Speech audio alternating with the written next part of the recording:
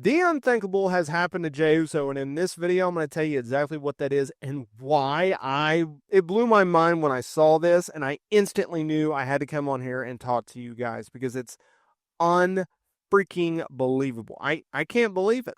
With Jey Uso, he is back with the Bloodline. He is back with Roman Reigns and his brother Jimmy and Sami Zayn. They are just days away from taking on the Bloodline. Chica Fatu, Solo Sikoa, the Tongas at War Games. Yes, War Games is back, and the Bloodline is going to be in it. This is what, their third straight year that they're in it.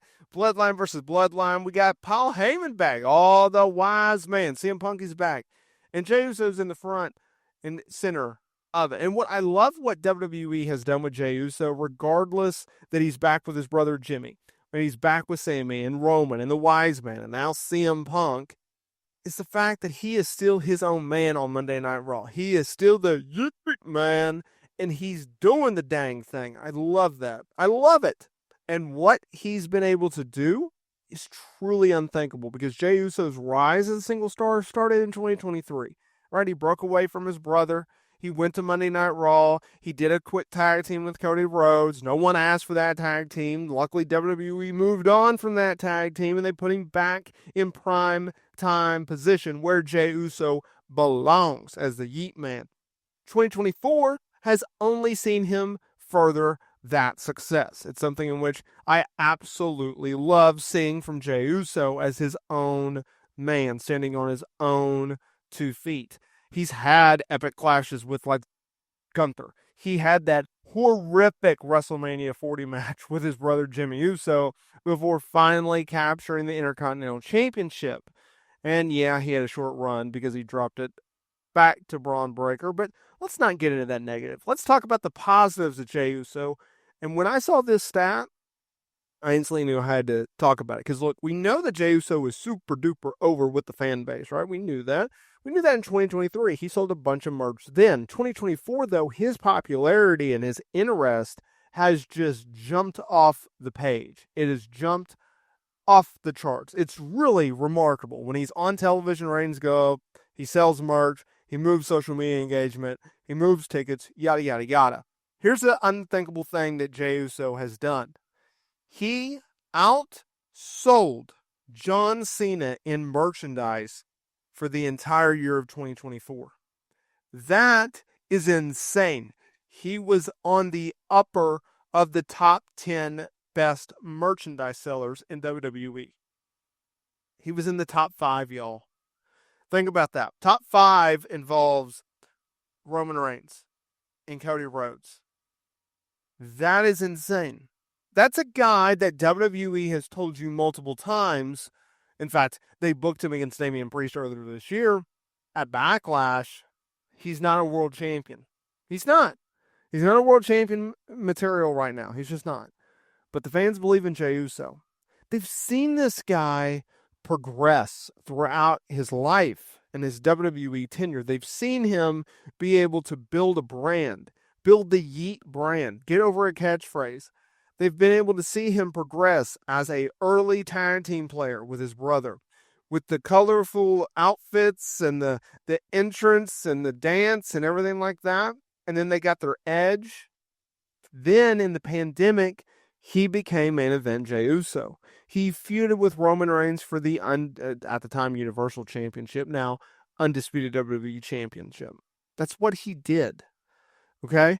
And so they formed the Bloodline, and after feuding with Roman, then they aligned with Roman, and the Usos are there, and they're doing the dang thing as the tag team champions. It was a remarkable run by them as part of the Bloodline, right? All those infamous segments that they had with Sami Zayn and Paul Heyman and Roman Reigns, and the continuous going back and forth between the Usos and Roman Reigns, or Jey versus Roman. Even working his brother at WrestleMania 40 earlier this year in that god-awful match, we still got to see Jey Uso win. He won his first ever singles main event WrestleMania match. He main evented WrestleMania 39 the year prior, where he and his brother Jimmy dropped the undisputed WWE championships, tag team championships, to Kevin Owens and Sami Zayn in the main event of night 1. That's what this man has done. Now, He's going to work War Games, Survivor Series. That's remarkable. And you can love him, you can hate him, you can doubt him, you can support him, you can have any emotion you want when it comes to main event Jey Uso. What you cannot deny about main event Jey Uso is he has a connection with the fan base that not a lot of people do. He's been able to tap into a niche of the fan base and explode that niche, right? Because as a tag team guy, it's a niche within a niche. It really, really is. Wrestling is a niche within the industry of the entertainment landscape. And tag team wrestling is just a little bit smaller version of that because most people, they want to see singles matches. They want to see top stars. They want to see their top heels and their top baby faces go at it. Everything else, it's the cake. You want, or the icing, I should say. It's not the cake. So what he's been able to do by transforming his own career is remarkable. And I say that as he's transformed his tag team career with his brother, and he's transformed his singles career. Because for the longest time, the Usos were known as that good tag team that could put on a match with anyone. And then they started to show off their promo skills around 2016, 2017, 2018 when they turned heel and they got a little bit more edgier. And people were like, oh, these guys have depth. Like, these guys can talk. They got their promos down, their gimmicks down. These guys are something else. We need to pay attention to these guys. And then they've gone on to have bangers after banger after banger and a lot of classic matches and a lot of classic feuds with a lot of classic tag teams. And they've been able to sustain their success and their stature in WWE as one of the best. In my opinion, the Usos will go down as the GOATs of modern day pro wrestling. Right? From 2010 on, it's been the Usos' game. People say it's the Young Bucks. People say it's FTR. People say it's a New Day. I disagree. I think it's the Usos.